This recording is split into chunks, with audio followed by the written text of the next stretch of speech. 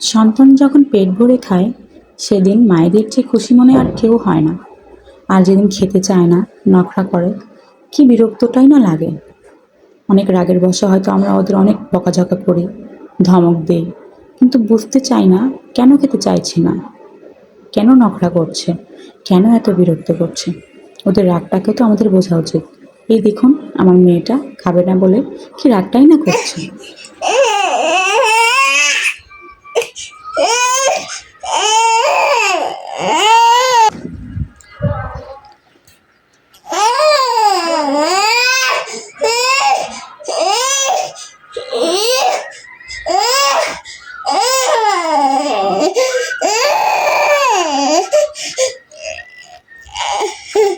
সোনামণিটার এত কান্না আর জিদ দেখে নিজেকে খুব অপরাধী মনে হচ্ছিল।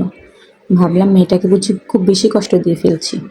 তাই তাৎক্ষণিক আমার সোনাটাকে কাছে নিয়ে অনেক আদর করলাম আর বললাম, থাক মা, খেতে হবে না, একবেলা একটু কম খেলে কিছুই হবে না, তবুও তুই হাসি খুশি থাক, তোর হাসিতেই মা অনেক খুশি থাকবে। বাচ্চাদের জোর করে খাওয়াতে নেই। ভিডিওটি ভালো লেগে থাকলে লাইক, কমেন্ট, শেয়ার দিয়ে পাশে থাকবেন। ধন্যবাদ।